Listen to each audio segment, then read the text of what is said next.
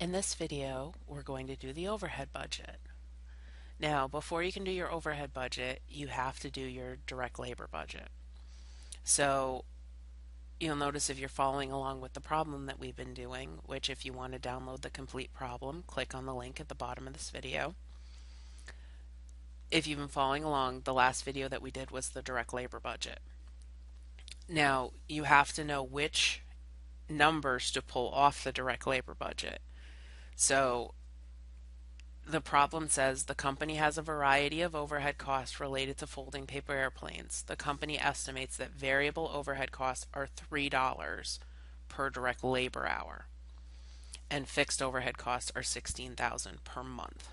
Okay, of which $5,000 is depreciation on equipment. That's going to become important later when we do the cash budget.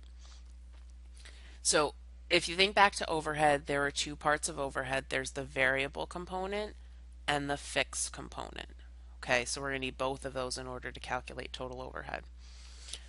So the problem says that variable overhead is based off direct labor hours.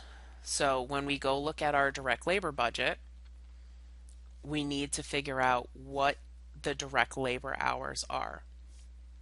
So we've got units to be produced, direct labor per plane, so we know it's quarter of an hour per plane. Total time required.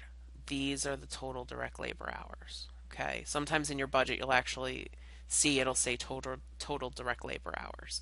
So these are the numbers that we need to pull into our overhead budget. Okay, so I'm going to start writing those down. So for January it's 9,500. For February it's 12,250. For March it's 6,500.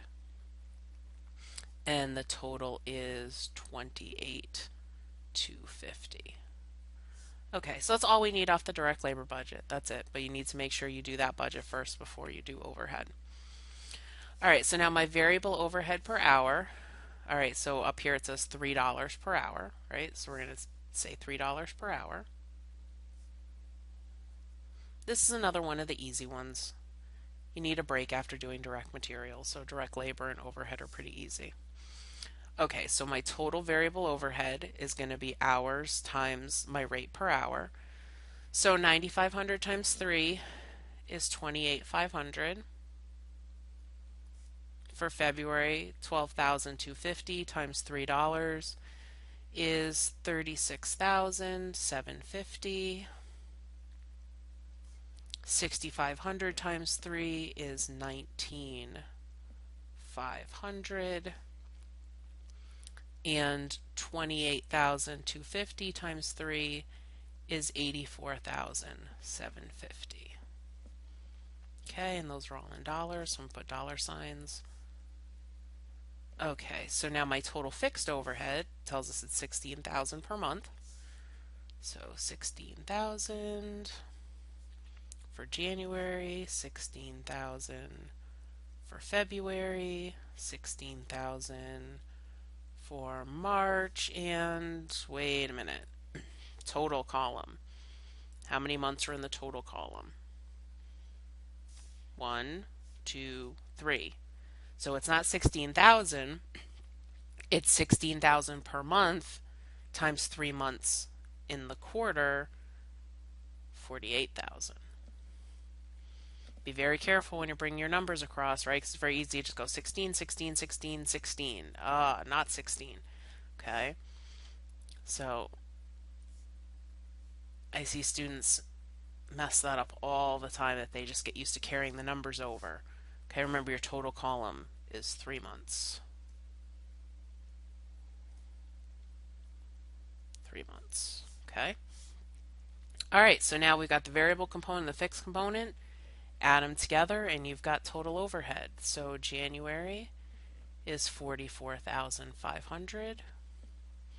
February, 52,750. March, 35,500. We're just adding the fixed and the variable together. And then for my total column, 132,750.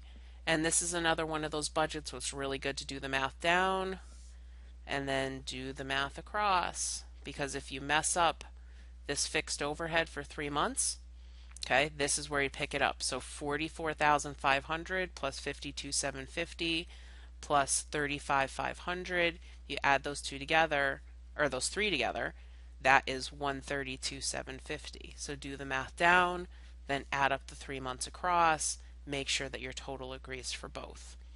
Okay? That little step is going to make sure that you got the correct fixed overhead for the total. Okay? That's it. That's all there is to the fixed overhead budget. So, if you have any questions, make sure to comment on this video. If you like the video, click like, share it with your friends. And hey, if you just like the video, leave a comment and say, hey, I think the video is great.